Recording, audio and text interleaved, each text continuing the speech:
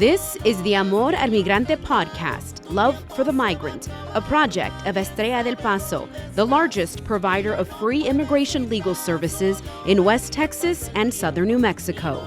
This podcast is coming to you from El Paso, Texas, hosted by Sandra Ramirez and Cristian Trujillo. Please subscribe to the Amor al Migrante podcast to be alerted about new episodes and visit www.estrelladelpaso.org to support our work on the southern border.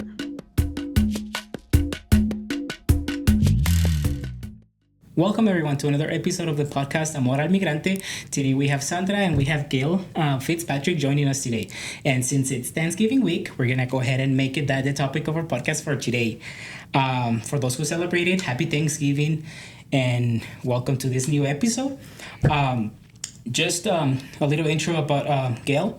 Gail it's working with us at the Crimes Victim Unit, right? Yes. Gail? Perfect.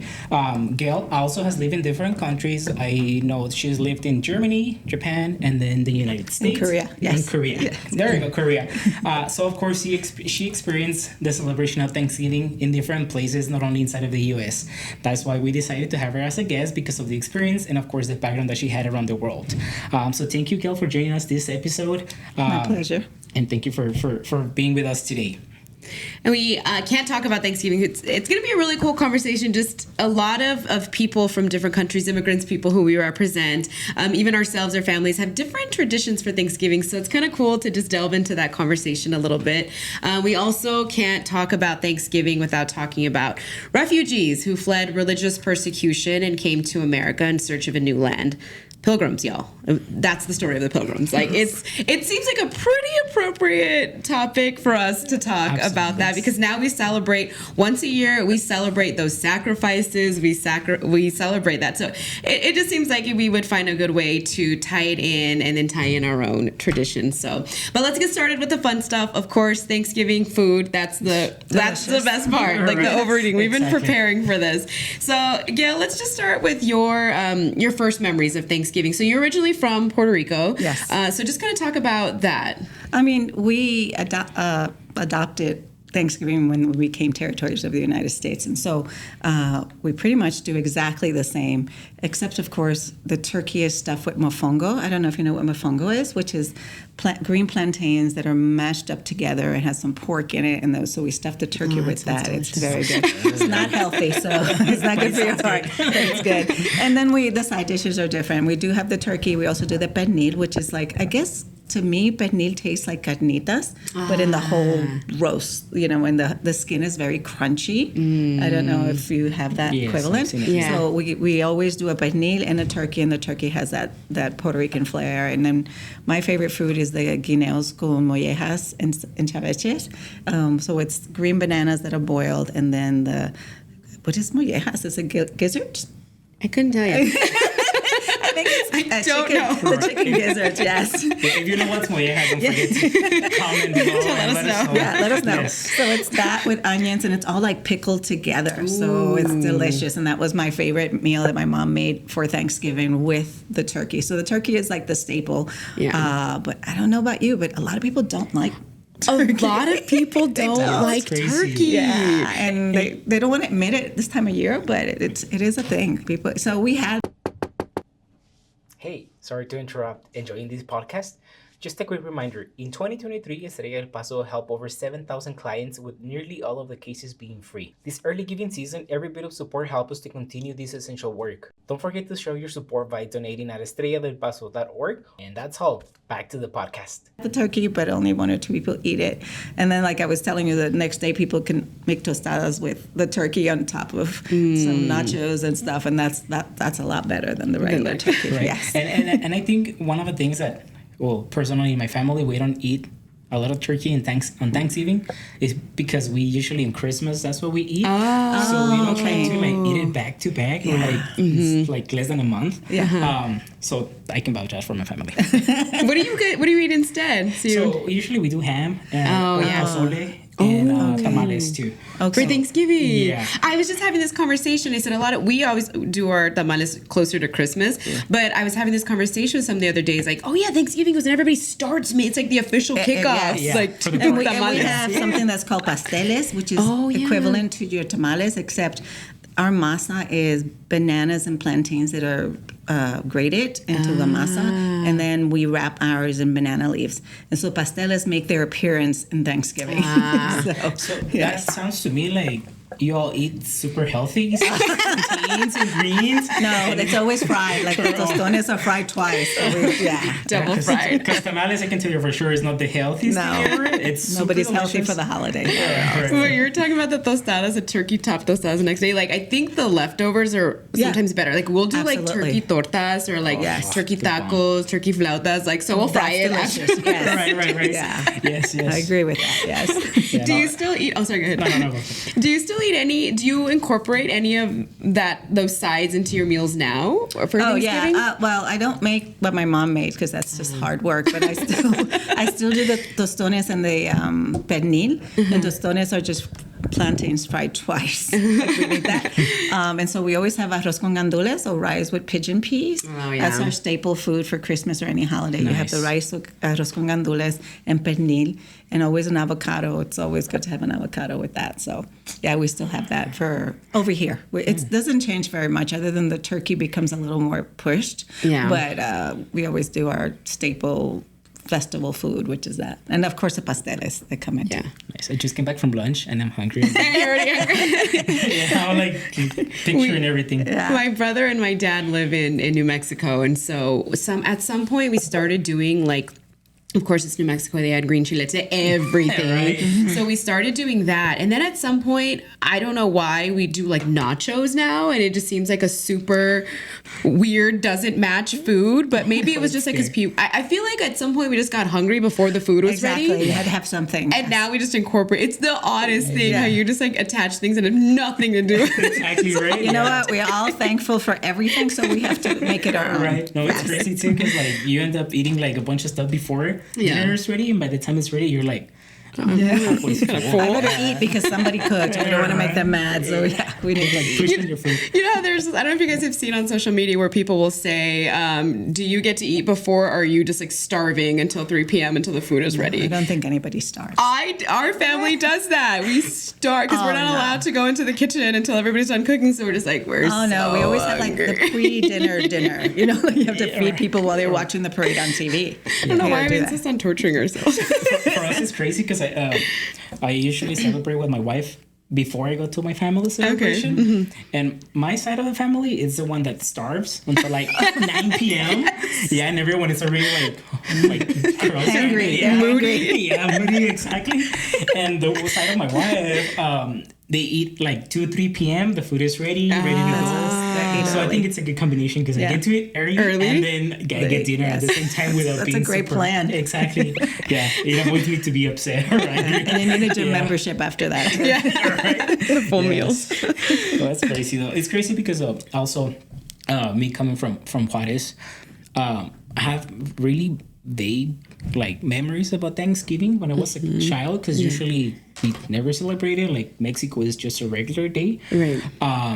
But I remember a few times coming to celebrate with my tias, tios, and you know, and it was like that Christmas feeling without the gift. But it was like, oh man, we're gonna go eat turkey and we're gonna go celebrate. It's a great tradition. Yes. Exactly. So I do have those nice memories about like Thanksgiving, the few times that I celebrated throughout when I was a child, for sure. It's a great family event. Yeah, I think that's really cool when we're talking about people coming to the U.S. for the first time, right? And they're like, and they probably have a concept, right? Because TV and internet and things, right? So they have an idea of what it is. But I think that's really cool that you come from a different country. You're like, okay, everybody else does this. Like, let's do it. Let's pick it up. Yeah. Let's do this tradition, but adding their own like spin to it, right? Exactly. Like it just like, well, we're not gonna have turkey, but we will have exactly whatever we want to eat instead. Like that. Yes, no, it's crazy. And for you, Gail, since you say you were in Korea, Germany, right? Right.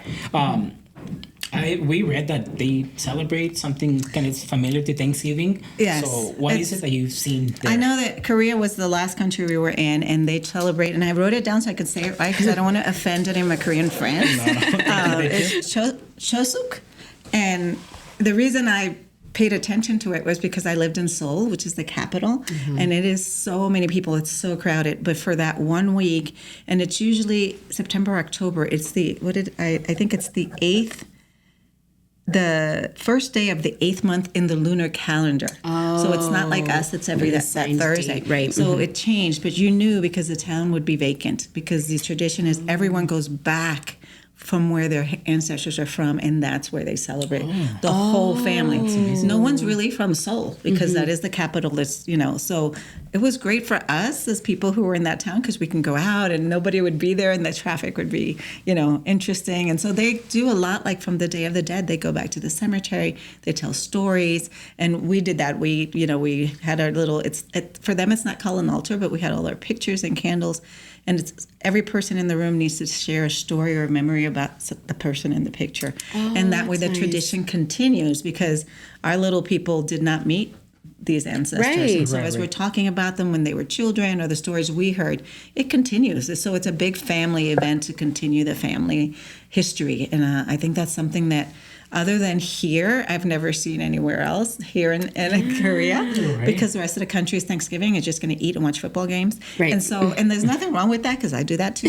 But it's a great opportunity to teach the younger generation about their ancestors and what they were like, and talk about. We don't go back to the cemetery or anything like that. Yeah. But there they go back to their original hometown. So it's awesome.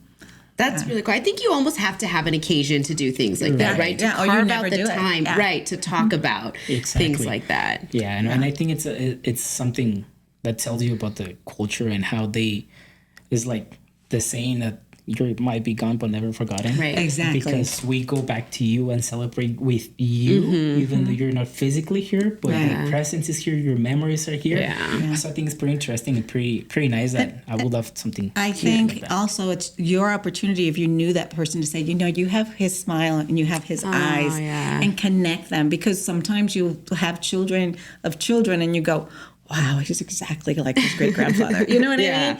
And I don't think we take the opportunity to kind of give them that legacy and that history. And how special to feel that, right? As a child, if you've never met your grandparent or great-grandparent and somebody says, hey, like you have this quality of theirs. Like, it's like, wow, I feel special for having it's that. very cool to remember that and to share it. And I think they do a very good job of it. And they wear their traditional hanbok and all of the wonderful clothes that they wear. So it's very beautiful. That's nice. That's nice. And what about Germany? Germany was great. Theirs is more of a harvest fest, and I think it's also in September. They also don't eat turkey; they eat chicken. The thing to be learned is nobody's eating turkey. Nothing against the turkey industry. It's just, Leave them alone. So they have potatoes and things like that, and because it's the end of the harvest, and so they're going to celebrate the harvest. And in Germany, it's more of a religious holiday. So it's very well celebrated by the churches, and even if you're not religious, that's a time that you kind of pay a little more attention to religion and you celebrate that way. So it's giving thanks, and I wrote the word down. I took German for 4 years, but I can't speak it. So, Ente Danke Fest. And Danke is thank you. So I'm thinking that must be thank you for the Harvest Fest or some fest is a party. So so it says it's the first Sunday in October they celebrate that. So that's nice. But even though I was in Germany and Korea, we did not celebrate outside of our military installation. We went to the mess hall. Yeah. And the mess hall is a tradition that still to this day is going. So you don't eat at home. You go to what's the mess hall? It's like a cafeteria for the soldiers. Yeah. And they cook an amazing meal. Like everything you can ever think of Thanksgiving is there. And then the officers and the senior NCOs, they put on their apron and they serve everyone. So it's like service to the young people or the other soldiers. And we as families get to go and we sit and it's kind of like a big family. So the soldiers who are alone in these countries feel like for one day, or if you do it at Christmas too, but that you are a big family and you can count on each other. So I think that was awesome. And anywhere we lived in the country or in other places, we always did the mess hall because that was, you get to wear your best clothing, and you go and the soldiers get to wear their fancy uniform. So it's a great event. Yeah, that's a good tradition. I Yes. think that the common theme here, right, is obviously gratitude. That's all, whatever it is that we want to be, the harvest, or and then also family, whatever that looks like, right? The people around you, the people that you feel supported by on a daily basis, and it's that the occasion to come together and to celebrate and to do that. So whatever their traditions are, as long as we keep those main things, I'm okay with it. Exactly. And it's always nice to learn about other places too, because it gives you the perspective that everywhere around the world, you need to be thankful and celebrate absolutely what you have, what you don't have, and celebrate who's here and who's not here, especially for maybe military families, because you guys celebrate in Germany, but also you have family here celebrating with you guys, and I'm pretty sure it was a time to let me pick up the phone, make a phone call, FaceTiming, because it's a good reminder. It's a good day to remind everyone that, hey, let's be thankful for what we have and celebrate, and if we have anything that maybe put us apart for a little bit, or we have any, I don't know, fights or anything, it's a good day to say, I forgive you, forgive me, and let's go back to celebrate and be thankful. Exactly. Yeah, because we spent 24 years in the military, so very rarely do you get to be with family. The family you have is the people you're with. Right. Absolutely. And it's an amazing way to be united. And so, these holidays like Christmas and Thanksgiving were the time that we looked out for each other, and they were the family. So, and like Korea, they go back to their home place. It's a good reminder about never forget about your roots too, and be with a family, and work is work, but at the end, family is going to be always with you. Exactly. Right? Exactly. So I think it's a really nice reminder, and really nice to see the perspective from other places around the world, for sure. Yeah. So when we were talking about Thanksgiving and making our obvious connection to Thanksgiving and immigrants, for and it's good that you're on this episode, Gail, because you're also a history buff. You love history. I do like history. Yes. So it was so interesting to me. I kind of chuckled as I was prepping for this interview for this podcast, because if you think about as a kid how many times you've learned this lesson, right? Like in school, where you make the pilgrims and the things and the hands and the hats and all the things, right? You do all of these things, and it was like, I need a refresher on this. It was only drilled into me for 18 years of school, but let me go read this website really quickly. Rock. And I'm like, oh yeah, the Mayflower. Oh yeah. There you go. Yeah, so it's crazy too. But when we think about the Pilgrims, and they were fleeing the Church of England, Europe and England and these different places, because they didn't believe in that, right? Separatists. They wanted to have their own separate religion. They wanted freedom. The freedom to do that, right? And so we know that now when we think about asylum seekers, and many of them are fleeing religious persecutions of many types, right? But also religious persecution. So there's that connection there, and the idea that Native Americans, arguably, right? We can go down a different rabbit hole, but arguably welcomed them, or that they were able to find that. Yes. They were able to land and kind of and do that. So I think that that's a really good connection that we can make to this topic. Absolutely, yes. Absolutely. And you think, you don't really put yourself in that mindset of, I came to this country, I migrated here, and here I am, and there were always good people that kind of taught you how things were and welcomed you. I have status, so it's a little different than people who don't have status. But I still had migrated, and I still came to this country to learn the language, the culture, and everything else. But there were always kind people who, like you say, like the Native Americans who opened their arms and said, "Hey, we welcome you. We'll teach you what we know. You teach us what you know." And so. I think all of us feel connected that way if you've come to this country from somewhere different. Yes. Yeah. And I read too about the first Thanksgiving lasted for 3 days. So it was 3 days of celebration. It was 3 days where the Native Americans welcomed those who came from Europe, and they prepare a feast, like a bunch of food. They taught them how to do everything they knew.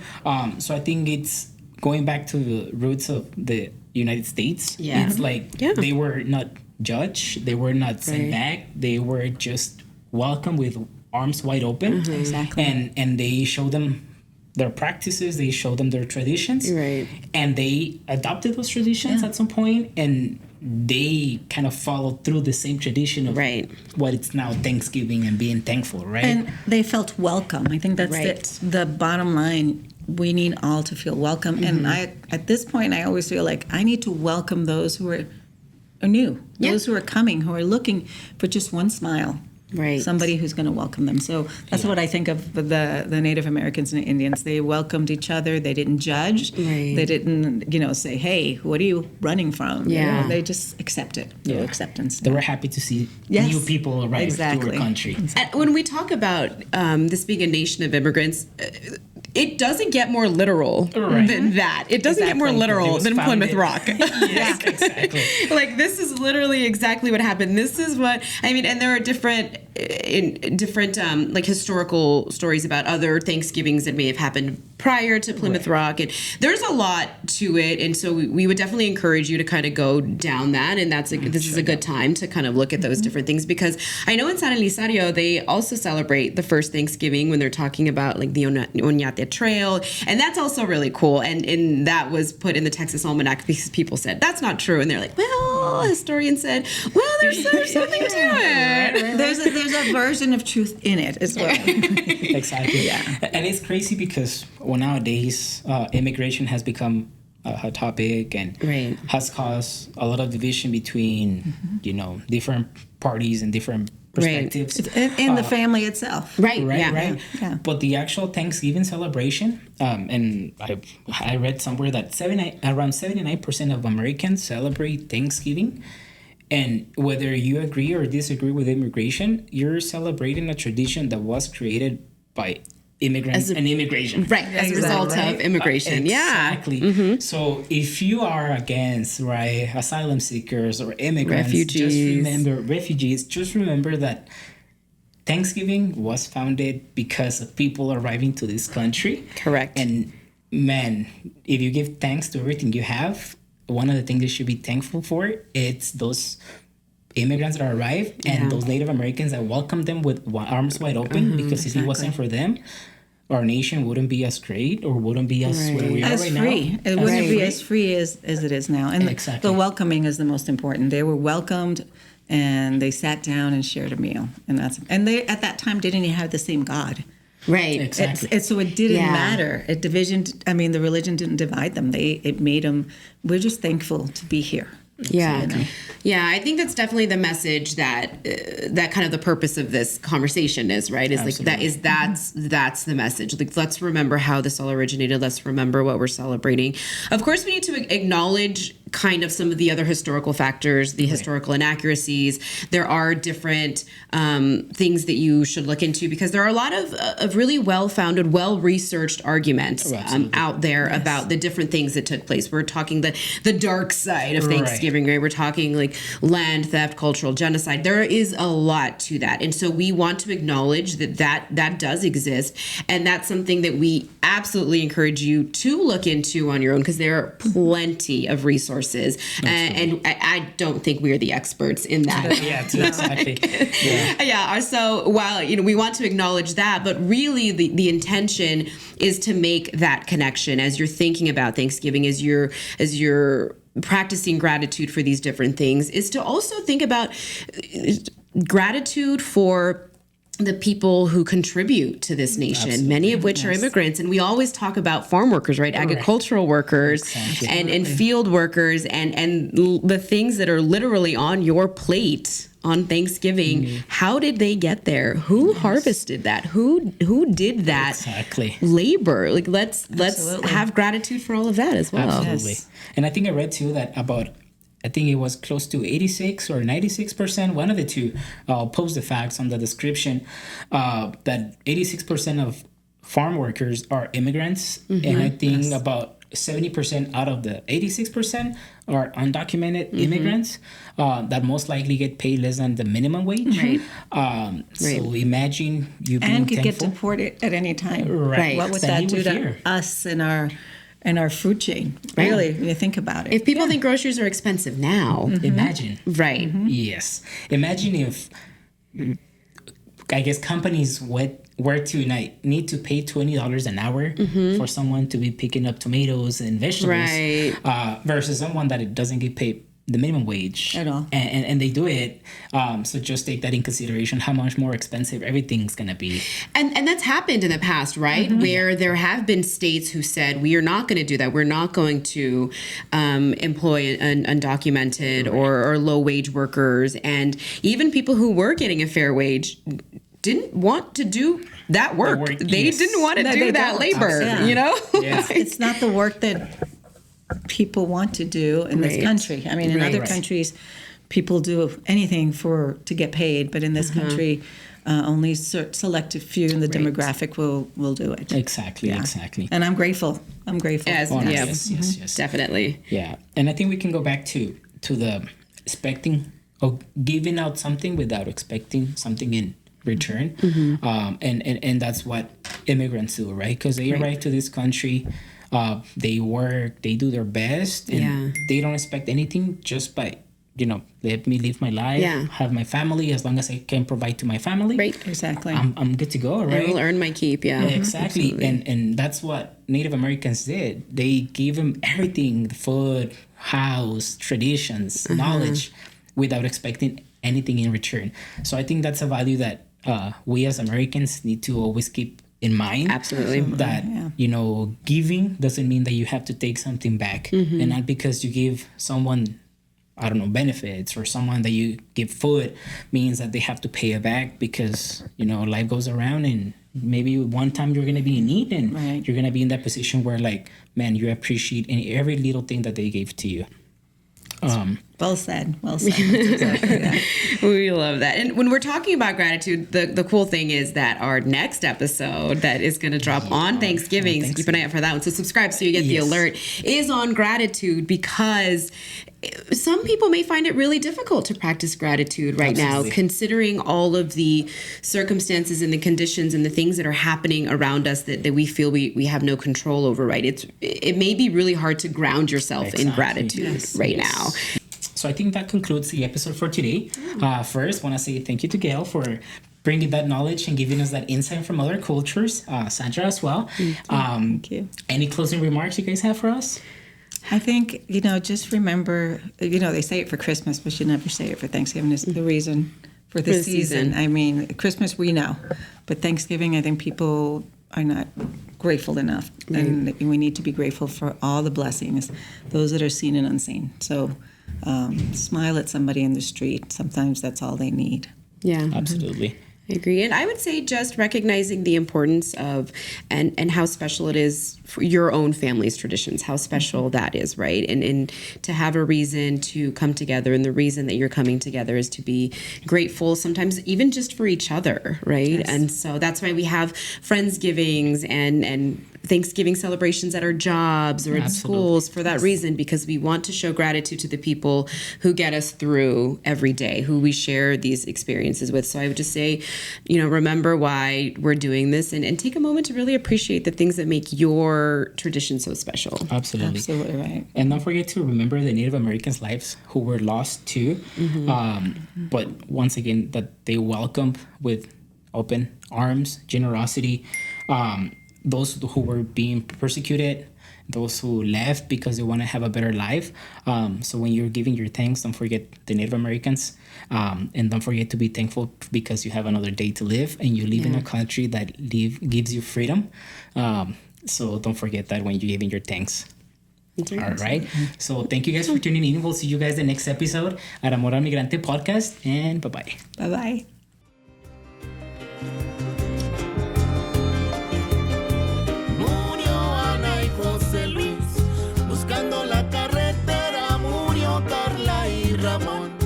Adentro de una hielera murió Pablo y Andrés, cerca de la frontera, y cada vez me muero yo, viviendo con la tragedia